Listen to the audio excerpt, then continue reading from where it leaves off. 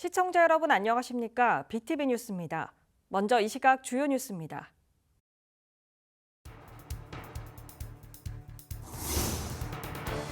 부산시의회가 제317회 정례회를 마치고 폐회연을 가졌습니다. 올해 마지막 본회의에선 22건의 안건을 의결했습니다.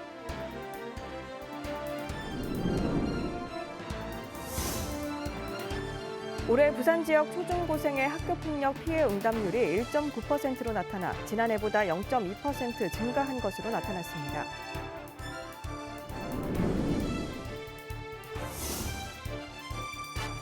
남구가 황령산 터널 인근에 자리해 지역에서 고립된 대동골 일대를 문화체험 공간으로 탄생시킬 계획입니다.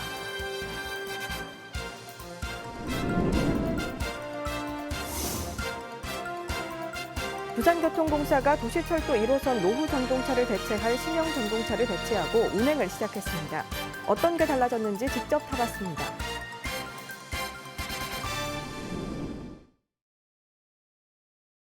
부산시의회가 제317회 정례회를 마치고 올해 회기를 마무리했습니다. 마지막 본회의에선 행정사무감사 결과 보고서를 채택하고 조례안을 의결했습니다. 김석진 기자의 보도입니다. 부산시의회가 올해 마지막 본회의를 열었습니다.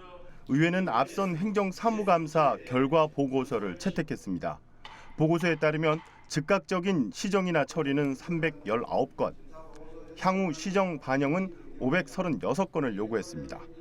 이는 지난해 행정사무감사 결과와 비슷한 수준입니다. 의회는 또 18건의 조례안도 의결했습니다. 버스 운전자와 승객의 안전을 보장하기 위한 시내버스 준공영제 운영 조례를 비롯해 도시계획 변경 공공기여 협상에 시의원을 포함시키도록 한 조례 등이 원안 가결됐습니다. 이와 함께 2030 부산 세계박람회 유치 특별위원회의 활동 결과 보고서가 채택됐고 교육청 예산의 임의 집행에 관한 행정사무조사 특위 활동 결과 보고서도 채택됐습니다. 특히 의회는 교육청 예산 임의 집행과 관련해 특위에서 60여 건의 문제점이 드러났다고 지적했습니다. 막대한 교육 교부금에 의존한 재정 책임성 부재와 시의회의 예산 심의권을 무시해온 방만한 준법의식이 있었음을 확인할 수 있었습니다. 4차 본회의 마지막 5분 자유 발언은 강주택, 최도석 의원이 나왔습니다. 강 의원은 장애 등급제 폐지 이후 장애 정도를 판단하는 심사의 한계를 지적하고 장애 등록 개선을 제안했습니다. 최 의원은 현 정부와 정치권의 수도권 중심 행정을 비판하고 부산 발전을 위한 정책 제안을 요구했습니다. 수도권 집중으로 사막화되어 가고 있는 비수도권 부산 부활의 계기가 될 2030 부산 세계박람회 유치와 산업은행 부산 이전을 정치적 잣대로만 쳐다보는 대한민국의 정치 현실에서는 부산의 그 어떤 몸부림으로도 부산 발전과 부산 부활을 기대할 수 없습니다. 의회는 정례 폐회 후 대회의실에서 폐회연을 열고 의정활동 성과 발표와 유공자 시상으로 올해 의정활동을 마무리했습니다. 한편 부산시의회는 내년 첫 회기인 제318회 임시회를 1월 24일부터 2월 5일까지 13일간 엽니다. BTV 뉴스 김석진입니다. 부산 지역 초중고생의 학교폭력 피해 응답률이 1.9%로 나타나 지난해보다 0.2% 증가한 것으로 나타났습니다. 언어폭력과 사이버폭력 등은 줄어든 반면 신체폭력이나 강요, 따돌림의 비율은 소폭 증가했습니다. 박재한 기자입니다. 16개 시도교육청이 공동으로 2023년 1차 학교폭력 실태조사를 벌였습니다. 부산에서는 4월 10일부터 한 달간 온라인을 통해 초중고 633개 학교 22만 4천여 명 중 92%가 참여했습니다. 그 결과 전체 피해 응답률은 1.9%로 전국 평균과 동일했지만 전년 대비 0.2%포인트 증가했습니다. 학교급별로는 초등학교가 4%, 중학교가 1.2%, 고등학교 0.3%로 초등학교와 중학교는 0.3%, 고등학교는 0.1%포인트 증가했습니다. 피해 유형은 언어폭력이 36%로 가장 높았습니다. 작년보다 언어와 사이버 폭력 등은 줄어든 반면 신체 폭력과 강요, 따돌림의 비율은 소폭 증가했습니다. 가해자는 같은 반 학생이 46%, 다른 반 학생 32%로 가해 학생의 87%가 같은 학교 학생인 것으로 나타났습니다. 학교 폭력의 71%는 학교 안에서 벌어졌습니다.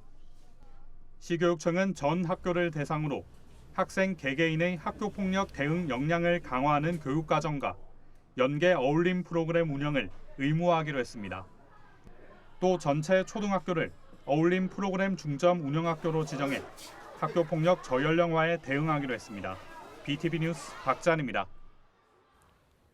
황령산 터널이 개통되면서 터널 위 인근 지역은 지리적으로 접근성이 떨어질 수밖에 없는데요. 남구가 황령산 터널 인근에 자리해 지역에서 고립된 대동골 일대를 문화체험 공간으로 탄생시킬 계획입니다. 김윤정 기자의 보도입니다. 황령산 터널 위에 자리한 남구 대동골. 아파트 단지가 속속 들어섰지만 황령산 터널 진출입 지역이다 보니 지리적으로 고립될 수밖에 없습니다. 지난해 부산시 15분 생활권 사업 대상지로 선정됐고 어린이와 부모가 안심하고 이용할 수 있도록 대동골 문화센터를 어린이 복합 문화공간으로 리모델링했습니다. 부족한 생활 인프라 공급에 청신호가 켜졌습니다. 하지만 여전히 장기간 방치된 건축물 등 낙후된 이미지는 벗을 수 없었습니다. 남구가 이번엔 도시재생 사업을 통한 생활 서비스 향상에 나섰습니다. 아파트가 개발이 되고 주민들이 많이 이제 살고 있는 그런 지역이기도 함에도 불구하고 문화적으로 사실은 부족한 곳이 참 많은 곳이었습니다. 부족한 주차 부분도 확보할 거고 이번에 도시 재생으로 인한 사업을 통해서 아마 대동골이 복합 예술 공간 또는 주민들이 정말 즐길 수 있는 정말 뛰어난 곳으로 개발을 할 그럴 계획입니다. 흉물스럽게 방치돼 있는 유휴 국유지 일대를 대동골 가족 복합 문화공간으로 꾸밉니다. 앞으로 3년 국비 30억 원, 시비 25억 원을 포함해 총 130억 원을 투입하고 기존 문화센터와 구름다리를 연결해 물리적으로 단절된 지역도 이을 예정입니다. 어린이와 청소년, 노인 등 세대 구분 없이 이용 가능한 복합 문화공간이 될 것으로 벌써 기대됩니다. BTV 뉴스 김윤정입니다. 부산교통공사는 도시철도 1호선의 노후 전동차를 대체할 신형 전동차를 선보였습니다. 고객의 안전과 편의성을 높였다고 하는데요. 시민들의 반응은 어떤지 김석진 기자가 직접 타봤습니다. 부산교통공사가 지난 15일 1호선에 투입한 신조 전동차입니다. 외형만 보면 2단계 차량과 유사한 유선형에 전조등도 원형으로 바뀌었습니다. 공사는 차체에 알루미늄을 적용해 에너지 효율을 높였고 고속철도용 흡음재를 넣어 소음을 줄였다고 밝혔습니다. 실제 차량을 타봤습니다. 내부는 색상이 흰색으로 객실 분위기가 한층 밝아졌습니다. 특히 의자의 변화가 가장 큽니다. 색상은 흰색 바탕에 연하늘색, 재질은 직물에서 플라스틱으로 바뀌었습니다. 신형 전동차의 좌석폭은 48cm로 앞선 2단계 전동차보다 3cm가량 더 커지면서 전체 한 줄에 앉을 수 있는 사람의 수는 8명으로 줄었습니다. 청소하기도 좋겠고 옛날 거는 다 물어야 돼. 대가씨 추적 이 사람 저 사람 아니지.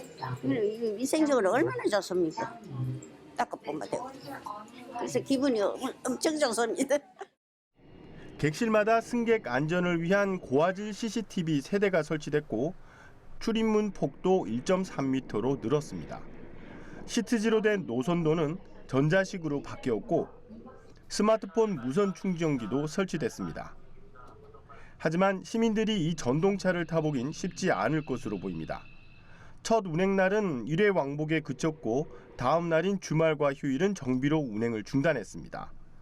18일에서야 두 번째 운행을 했는데 2회 왕복에 그치는 등 편성수가 많지 않기 때문입니다. 공사는 연말까지 이 전동차 세대를 더 투입할 계획입니다. 그리고 오는 2026년까지 1호선의 나머지 36대 노후 전동차를 모두 신형으로 교체할 예정입니다. BTV 뉴스 김석진입니다.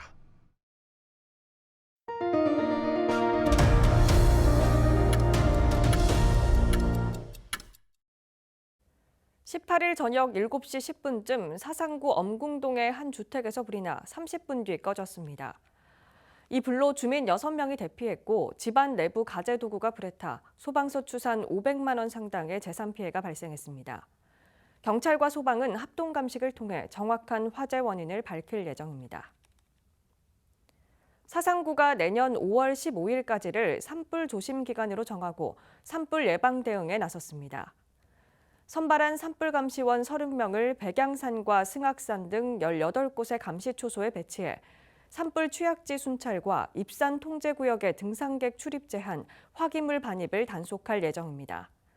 사상구는 6개 등산 노선 7.7km를 폐쇄했습니다. 대학별 수시 모집 합격자 발표가 하나둘씩 나오고 있습니다. 올해는 절대평가인 영어 영역이 특히나 어려웠기 때문에 최저를 맞추지 못한 학생들이 많은데요. 전문가들은 최저를 맞췄다면 내신 성적에 상관없이 좋은 결과를 기다려 볼 수 있을 거라고 예측했습니다. 최형광 기자의 보도입니다. 2024학년도 대학 입시 수시 모집 합격자 발표가 시작됐습니다. 올해는 수시 최저 등급을 맞추지 못한 학생이 늘어날 것이란 전망이 많습니다. 절대평가 방식인 영어 영역이 어렵게 출제되면서 1등급 비율이 4.71%로 지난해와 비교해 14,000여 명 줄었기 때문입니다. 수능의 난이도가 높았기에 준비가 많이 된 재수생들이 재학생에 비해 조금 더 편한 시험이 되었고 그 결과 재학생들은 수시 모집에서 최저를 만족시키지 못한 학생이 많은 걸로 조사되었습니다. 그래서 대학별 수시 2월 인원의 증감 여부를 주목해야 합니다. 최저 등급을 맞추지 못한 수험생이 크게 늘면서 수시 2월 인원도 증가할 거란 예측이 나오는데 최근 신입생 유치에 사활을 건 대학들이 수시에서 신입생 선발을 최대화할 거란 의견도 있습니다. 때문에 전문가들은 수시 지원자 중 상향 지원을 했지만 최저 등급을 맞췄다면 내신 성적에 관계없이 유리한 결과를 기대해도 좋다고 조언합니다. 실제 수능 최저를 마친 학생들은 지금 현재 벌써 재수를 할 것이다 말 것이다 결정하지 마시고 앞으로 발표되는 추하까지 기다리는 지혜가 필요한 시기라고 봅니다. 전문가들은 또 수시 모집 결과에 따라 정시 지원의 눈치 싸움 판도도 달라질 수 있는 만큼 원하는 점수가 나오지 않았다 해도 섣불리 재수를 결정하는 것은 시기상조라고 덧붙였습니다. HCN 뉴스 최현강입니다. 몇 해 전부터 대학가에선 벚꽃 피는 순서대로 대학이 문 닫는다는 말이 떠돌았죠. 저출산으로 신입생이 줄고 수도권 선호 현상이 심해지면서 벚꽃이 먼저 피는 지역의 지방대부터 문을 닫는다는 뜻인데요. 1월 정시 모집을 앞두고 부산 지역 대학들은 사립대 중심으로 신입생 유치 경쟁이 치열하다고 합니다. 차선영 기자가 보도합니다. 지난해 부산 지역 4년제 15개 대학 신입생 충원율은 95.9%, 정원 3만 1,108명에 2만 9,922명이 등록해 그 전해 충원율 93.2%보다 소폭 상승했습니다. 하지만 해가 갈수록 지방대 위기감은 커지고 있습니다. 부산 지역 2024학년도 고3 학생 수 전년 대비 8.94%, 1,748명이 감소했습니다. 불경 지역 대학 평균 수시 경쟁률 2023년도 6.5대 1에서 올해는 5.9대 1 수준으로 낮아졌습니다. 지난해 일부 학과는 지원자가 한 명도 없었습니다. 상황이 이렇다 보니 부산 지역 대학 사립대 중심으로 신입생 유치 경쟁이 뜨거워지고 있습니다. 부산의 한 사립대 2024학년도 신입생부터 자유전공제를 도입했습니다. 학과 구분 없이 입학해 학생이 자유롭게 전공을 선택할 수 있도록 해주는 겁니다.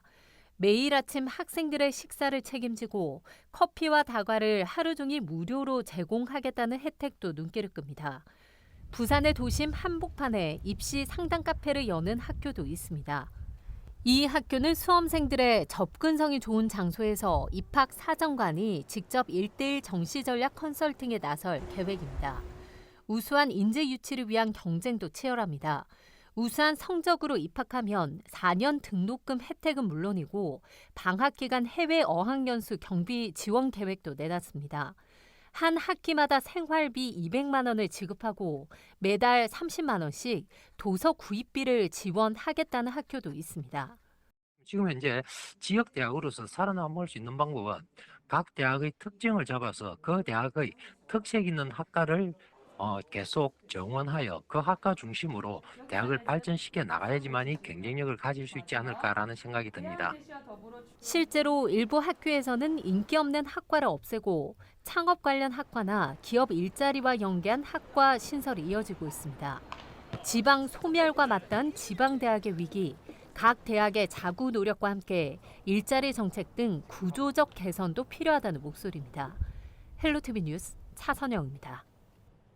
5,100만 명대인 우리나라 인구가 50년 뒤에는 3,600만 명대로 추락할 것이라는 예측이 나왔습니다. 더 큰 문제는 인구 구성인데 고령화가 심화하면서 인구 절반이 노인이 될 것이라는 점인데요. 부산의 고령화와 인구 감소 속도는 더 빠를 수 있습니다. 보도에 안수민 기자입니다. 14일 통계청이 발표한 장래 인구 추계에 따르면 2072년 우리나라 인구는 3,622만 명으로 내려앉습니다. 50년 만에 30% 가까이가 줄어드는 겁니다. 65세 이상 고령 인구 비율은 전체 인구의 47.7%에 달할 것으로 전망됐습니다. 2명 중 1명이 노인인 것입니다. 반면 15세부터 64세까지의 생산 연령 인구는 절반 이상 줄어들어 부양비는 3배 가까이 늘어날 전망입니다. 출생아 수는 16만 명 수준으로 떨어지고 사망자 수는 69만 명에 이르며 인구 자연 감소도 급격히 늘어날 것으로 예상됩니다. 저출산과 고령화 속에 2020년 인구 추계보다도 감소 속도가 빨라졌습니다. 출산율이 좀 더 낮게 돼 있다 보니까 인구의 수준 자체는 좀 더 장기적으로 갈수록 더 인구는 감소할 것으로 보여지고 있습니다. 부산에서는 올해 1분기에서 3분기까지 20, 30대 청년 4,700여 명이 떠났습니다. 해마다 부산을 떠나는 결혼 정년기 청년 인구가 늘면서 혼인 건수도 지난해보다 2.2%가 줄었습니다. 전국에서 혼인 건수가 줄어든 특광 역시는 대전과 부산뿐입니다. 혼인과 직결되는 합계 출산율은 올해 3분기 기준 0.64명까지 하락해 서울에 이어 시도 최하위권을 기록했습니다. 3분기까지 부산에서 태어난 아기의 수도 9,955명. 통계 작성 이래 처음으로 10,000명 아래로 떨어졌고 지난해보다도 약 10%, 1,000여 명이 줄었습니다. 반면 같은 기간 사망자 수는 19,500여 명으로 출생아 수의 2배에 이르러 뚜렷한 데드크로스를 보이고 있습니다. 이 같은 추세라면 부산의 인구 감소와 고령화 속도는 전국을 뛰어넘을 것으로 우려됩니다. 헬로티비 뉴스 안수민입니다. 온라인을 통한 소비가 급성장하면서 2012년 도입된 대형마트 의무 휴업일 규제가 실효성이 낮다는 지적이 제기되고 있습니다. 부산 시민 2명 중 1명은 대구나 청주의 사례처럼 의무 휴업일을 평일로 바꾸자고 답했습니다. 박재한 기자입니다. 부산 상공회의소는 최근 부산 시민 1,000명을 대상으로 대형마트 영업 규제에 대한 인식 조사를 벌였습니다. 의무 휴업 규제가 필요하냐는 질문에 64%는 규제가 필요 없다고 답했습니다. 또 62%는 의무 휴업이 중소상인과 골목 상권 활성화에 도움이 되지 않는다고 답했습니다. 식재료나 생활용품 구매처는 대형마트가 42%, 온라인 구매가 33%로 가장 높았고 전통시장은 4%에 그쳤습니다. 대형마트 휴업으로 인한 반사이익은 온라인 유통으로 쏠렸습니다. 오프라인 점포 중에서는 식자재 마트와 골목 슈퍼마켓이 뒤를 이었습니다. 최근 온라인 유통의 급성장 등 다양한 소비 채널 확장으로 대형마트 의무 휴업 규제의 실효성이 낮아진 것으로 풀이됩니다. 의무 휴업을 폐지하거나 평일 전환에 대한 목소리도 나옵니다. 규제 폐지에 대한 찬성이 46%로 반대보다 약 2배가 높은 것으로 나타났고 의무 휴업일을 평일로 변경하는 것에 대해서도 찬성 비중이 51%로 높게 나타났습니다. 대구시는 지난 2월, 충북 청주시는 지난 5월 각각 의무 휴업일을 일요일에서 평일로 바꿨습니다. 부산 상위도 이번 조사를 토대로 대형마트 의무 휴업일을 평일로 전환해 줄 것을 요구하는 건의서를 부산시와 16개 구군에 전달했습니다. BTV 뉴스 박찬입니다. 2023 건설안전환경대상 시상에서 부산시 교육청이 교육부문 대상을 수상했습니다. 부산교육청은 인성기반 학력신장, 희망사다리 교육 등 공교육을 바로 세우고 실질적인 학교 환경 변화를 선도한 공로입니다. 하윤수 교육감은 교육 안전망 구축과 안전문화 저변 확대를 위해 노력하는 동시에 학교 환경교육 활성화 사업과 탄소 중립 생태환경 교육에도 힘쓰겠다고 밝혔습니다. 내년 부산항 컨테이너 물동량 목표가 역대 최고 실적을 기록한 올해보다 2.8% 증가한 2,340만 TEU로 설정됐습니다. 부산항만공사는 내년 고금리 고물가로 인한 수요 위축 등 부산항을 둘러싼 불확실성은 크지만 새로운 터미널 개장을 통한 항만 운영 여건을 개선하고 환정 물동량을 적극 유치해 목표를 달성할 방침입니다.